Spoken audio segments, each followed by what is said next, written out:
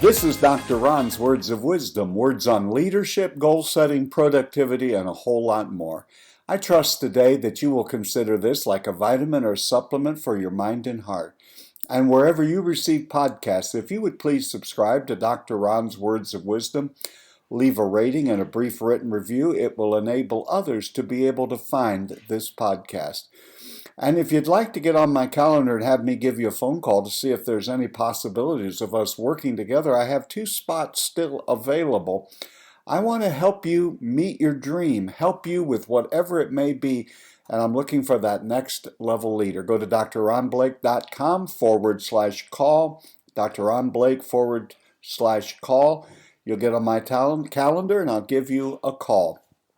Today I want to talk about passing on certain things that we have learned to others. It could be an aspect of mentoring, it could be an aspect of leaving a legacy, and you're never too young to think about, what am I leaving behind? A legacy is established by anyone in any field, in any endeavor, by leaving something of enduring quality behind. Now, you may think that belongs in the sphere of those who leave behind lots of wealth and foundations and charitable causes, and that certainly has some of that involved. But you and I, as leaders, need to be thinking continually about what are we leaving behind, and are we leaving some good quality thoughts, ideas, and principles behind. You see, effective leadership occurs when the leader strengthens others as well as an organization. We strengthen others' capacity to learn, their capacity to reflect on their actions, their attitudes, and what has happened, and then apply all of this to learning so we might develop principles that will help us personally and help our organization. So as you get into your sphere of learning, we do this with our children. We do this in the areas where the not-for-profits, where we volunteer. We're looking to pass it on. If you're in a faith-filled not-for-profit, then you're trying to pass your faith along. As a parent, you're trying to pass along your faith, your values, the things that you hold near and dear to your heart, and those are the things that you definitely want to pass along and see carry out beyond your life. So, thinking of leaving a legacy, passing it on, one of the first things you would have to do if you're going to be that kind of a person is you have to focus on people. If you're just task-oriented or the bottom line, or you're only worried about money, you're going to miss one of the most important resource that's available to you, and that is the people around you, whether it's your family, your friends, your neighbors, your colleagues, your employees, your employer. If you're going to pass on what you think is important, what you have sought to build into, you need to focus on people. And unfortunately, we can put our heads down and focus at the matter at hand and forget about the fact, regardless of what you do, you're in the people business. Focus on people. And as you're focusing on people, begin to notice, develop an internal talent scout nose. And that is, are there people around you right now that if you invested yourself some time, if you invested a little of your knowledge and know-how and experience, you could make a difference not only in their life, but through them, you would leave a legacy. So in order to be concerned about passing on what it is you have learned and what you have stood for and what you have believed in, the very first thing is you have to focus on people. I think there's really a 1A. That may be one, focusing on people, but there's a strong 1A, if you will, and that is, do you know yourself? It's awful to lie to another person, but the worst person anyone could lie to is themselves. Now, when you pull back the curtain and you really take a good long look and you evaluate who you are you who you say you are? Do you value the things you say you value? Do you really believe in the things that you've spent a lifetime saying that you believe in? Know yourself. Know what makes you tick. Know both the good things and the things that are still works in progress that you are trying to overcome. Dr. Ron, why is this important? Because if you don't know yourself and your limitations and things that have happened in your life and have continued to happen in your life, you'll not really be able to make the best and truest investment in others if you have blind spots that you haven't had identified for you and that you've tried to improve in. If you have just put on a face, a facade of who you want people to think you are, but indeed you really are not that person or that type of person, it's going to be difficult for you to pass much on of any value. And so I think, as I said, one is invest in people, but the strong 1A is really make sure you're not fooling yourself in regard to yourself, that you really have an adequate appraisal of yourself. So know and focus on people, but know yourself. The next is then you're going to need to begin making investments in people. I know that whenever you hear a word like investment, it is a money type of word, and that certainly is a part of what the word means.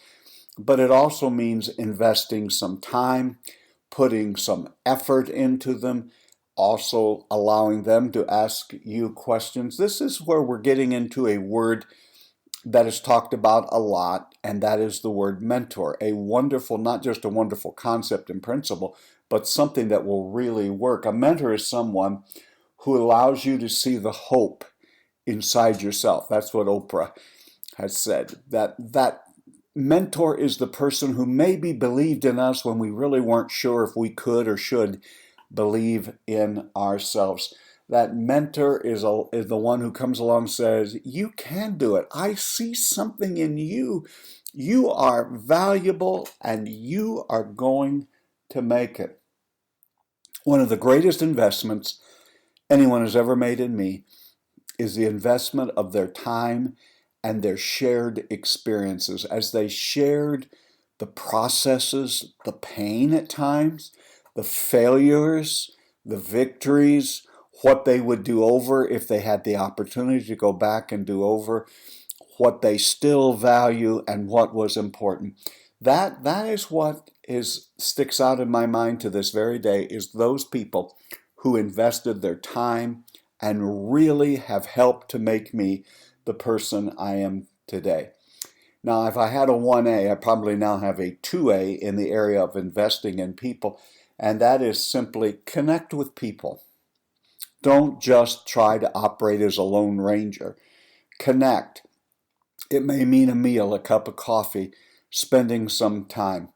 One of the great advantages we have today through the world of social media and electronics, you can connect with people and stay connected with people even though they live completely around the world. That is a tremendous advantage, and I would advise you, if that's necessary or the position you find yourself, harness the effective tools we have today to stay connected.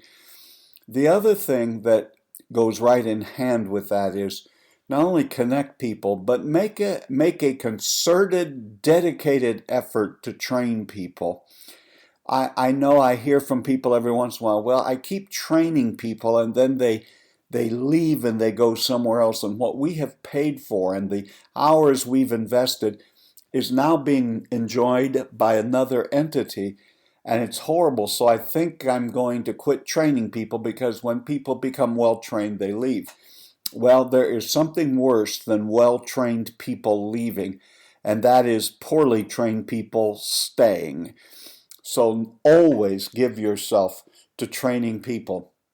This is a part of how you pass along your values, your hopes, your aspirations, the things you have learned, and the things that you believe will make a difference, not just in the company and the organization, but the world. So in a part of this investing in people, don't forget these two vital words: connect and invest. And you don't just connect intellectually. You connect by the heart. So connect and train the people. The next one I'd say is model. Model what it is you're desiring to happen. Do not leave it to chance. Oftentimes, too many organizations leave training up to chance. Well, I think our people will get it. I'm sure our people are smart and they'll figure it out.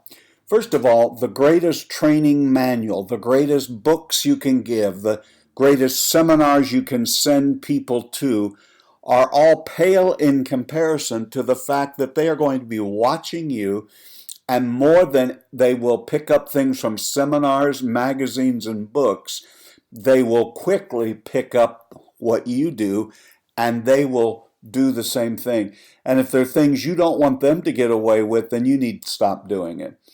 If you want them to show up on time, but you show up whenever the Spirit moves you, you're going to have to recalibrate. If you want them to be there at a certain time, you're going to have to be there earlier than that time.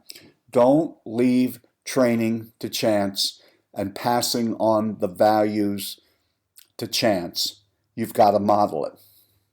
The other thing is, I'm going to come back to it, hold the magnifying glass up to yourself.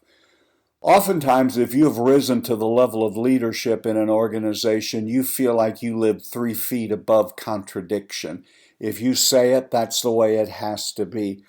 I think as you're thinking about passing on your view, your values, your legacy, working through others, it might be a good time to get away quietly by yourself and really do a self-evaluation. Have you picked up after yourself? Have you picked up your own messes, or have you hired that out, given that out to your underlings?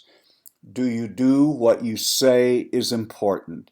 Do you really live out the values you aspire that everyone else lives up to? Again, if you want to pass on the values, the greatest way that you will pass it on is people will see it by what you do. In other words, it's your modeling. I think another thing I want to say at this point is don't let someone else choose who you mentor. Now, oftentimes we are in organizations and we are assigned people to mentor. I'm not particularly speaking to that, and I understand organizational culture that at times that's a necessity. I understand that and I appreciate that. But you need to make sure you get to choose the people you mentor. There are lots of reasons for that. There are just certain people that we click with. Now, it doesn't mean that you are building clones and only the people who think you're really something can you be the mentor to. But find someone to get into this relationship with. Make sure you're going to invest your time and you're going to connect with them, and you're going to seek to be very honest and open and transparent. Because you see, all of us, I didn't think about this when I was younger, but all of us are going to pass the baton. As a matter of fact, all of us have received the baton from someone. Someone out there somewhere, depending on what age you are, it may have been long enough ago, you're having a hard time remembering it, but you weren't born with the baton and started running with it. Somebody passed it on to you. Regardless of how far you are away in your own mind from when you're going to need to, by age or retirement statistics, pass it off. But you need to start thinking about it. How do I want to pass it off? How do I want to finish? How do I want to start? Or it could be that you just, if you don't want to pass the baton, if track and field isn't your thing, then pass the ball. Someone passed it to us. There'll come the time that we will have to do it. The chief want in life, according to Ralph Waldo Emerson, is someone who will make us do what we can, meaning it's inside of us, but either fear or lack of experience keeps us from doing so. And it was Emerson who said that is something we need to do. We need to take the responsibility and begin to teach responsibility by mentoring it. We need to take ownership of projects or whatever it is you work on in your life, and help someone you're mentoring to take ownership. Just as we need to be held accountable, the people we're mentoring, part of the beautiful part of the mentoring experience is we get to hold each other in a mutual accountability partnership. One great thing that mentorship does and what it really builds into people is you let them know, I believe in you and I trust you and I know you can do this. There are times when you're the mentor and you're helping to pass things along that all the person needs is a gentle nudge. You can do it. Go on. There are sometimes, like the mother bird kicking the little baby birds out of the nest, that they're going to need a hard push. You need the gift of discernment so you'll know when to do each. And there will be times that this mentoring, this preparing to pass it on, will be a very intense time. Don't be afraid of intensity. It's out of intensity that passion and vision are birthed. You've been listening to Dr. Ron's Words of Wisdom, words on leadership, goal setting, productivity, and a whole lot more. I trust today this has been like a vitamin or a supplement for your heart and mind. And wherever you receive podcasts, please subscribe to Dr. Ron's Words of Wisdom and pass the word along. My leadership friend, you are doing better than you think you are. And I believe now is the time for you to begin really thinking seriously. How are you going to pass along what you have received, what you have heard, and what you have experienced? Start looking around for folks to invest in. And again, this is Dr. Ron saying, have a great and blessed day.